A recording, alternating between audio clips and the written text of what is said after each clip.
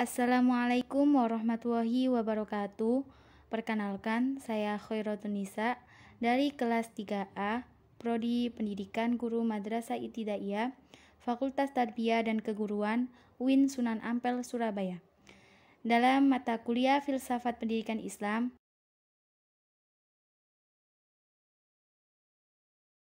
yang akan menjelaskan tentang filosofi pendidikan dan peserta didik dalam pendidikan Islam perspektif filosofis.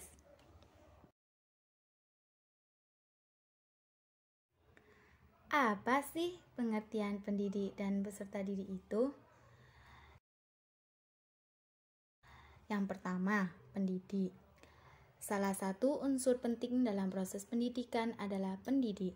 Secara umum, pendidik adalah orang yang memiliki tanggung jawab untuk mendidik.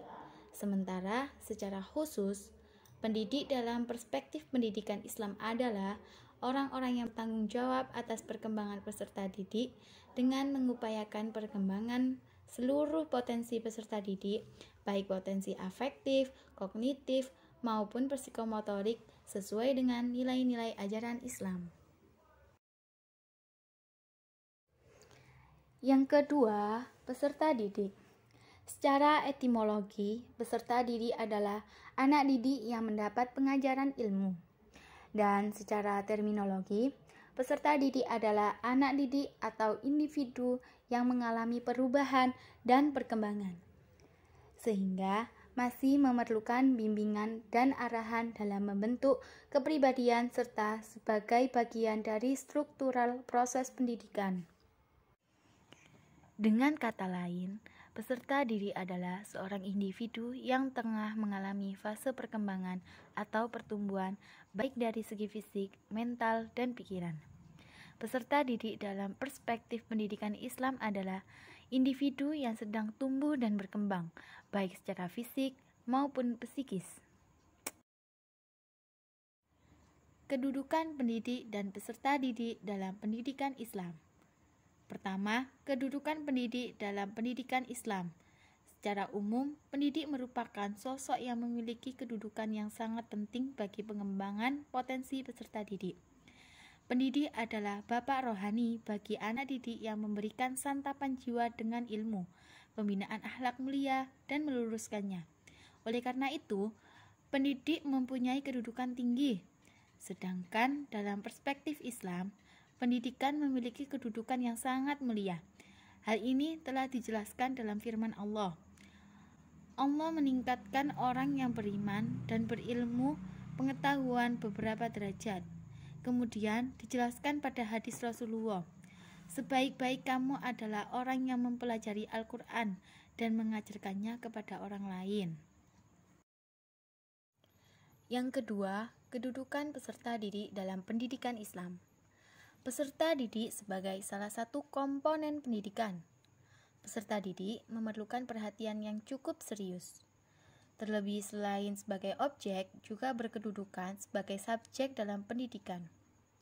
Dengan kedudukan yang demikian, maka keterlibatan anak menjadi salah satu faktor penting dalam terlaksananya proses pendidikan. Apa saja tugas pendidik dan peserta didik dalam perspektif pendidikan Islam itu?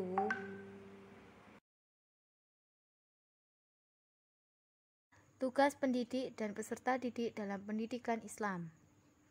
Tugas pendidik dalam pendidikan Islam merupakan mendidik. Mendidik adalah tugas yang amat luas. Mendidik itu sebagian dilakukan dalam bentuk mengajar, sebagian dalam bentuk memberikan dorongan, memuji, menghukum, memberi contoh, membiasakan, dan lain-lain. Batasan ini memberi arti bahwa tugas pendidik bukan hanya sekedar mengajar, sebagaimana pendapat kebanyakan orang.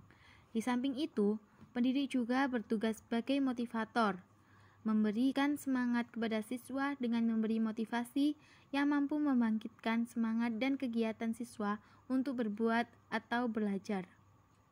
Kemudian, fasilitator.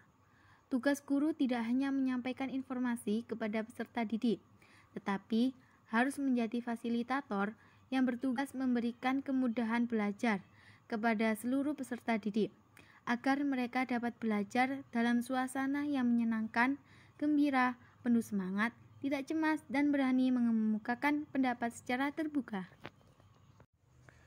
Tugas peserta didik dalam pendidikan Islam. 1. Tawadhu, percaya diri, berani, dan optimis. Yang kedua, sabar dan cinta ilmu. Yang ketiga, hormat kepada guru dan sesama penuntut ilmu. Yang keempat, tekun belajar, mempelajari ilmu-ilmu terpuji, baik ilmu umum atau ilmu agama. Yang kelima, warok, menahan diri dari perbuatan yang terlarang. Yang keenam, punya cita-cita yang tinggi. Yang ketujuh, tawakal, berserah diri kepada Allah dalam beribadah mencari ilmu. Karakteristik pendidik dan peserta didik dalam pendidikan Islam. Karakteristik pendidik dalam pendidikan Islam yaitu mempunyai watak dan sifat robaniyah yang terwujud dalam tujuan, tingkah laku, dan pola pikirnya.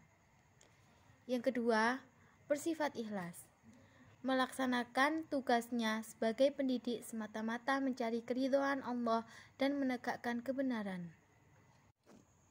Yang ketiga, bersifat sabar dalam mengajarkan berbagai pengetahuan kepada peserta didik. Yang keempat, jujur dalam menyampaikan apa yang diketahuinya. Yang kelima, senantiasa membekali diri dengan ilmu, kesediaan diri untuk terus mendalami dan mengkajinya lebih lanjut. Yang terakhir, tanggap terhadap berbagai kondisi dan perkembangan dunia yang dapat mempengaruhi jiwa, keyakinan atau pola berpikir peserta didik. Karakteristik peserta didik dalam pendidikan Islam.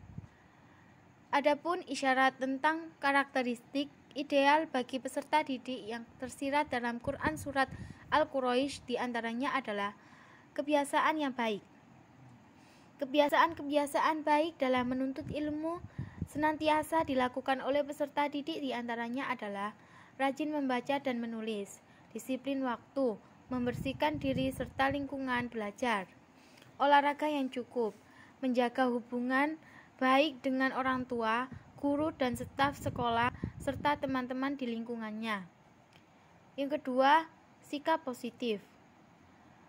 Sikap positif yang harus ada pada diri seorang peserta didik diantaranya sopan santun, rendah hati, jujur, amanah, dermawan, menghargai orang lain, taat akan tata tertib, istiqomah, pantang menyerah, optimis, memiliki visi ke depan, dan lain sebagainya. Yang ketiga, aktif. Diperlukan keaktifan yang tinggi dalam pembelajaran, sehingga proses dan hasil belajar didapatkan secara maksimal. Peserta didik bukan hanya objek dari pendidikan, tetapi peserta didik juga sebagai subjek pendidikan, sehingga berhasil atau tidaknya suatu pembelajaran sangat dipengaruhi oleh aktif tidaknya peserta didik. Yang keempat, perencanaan yang tepat.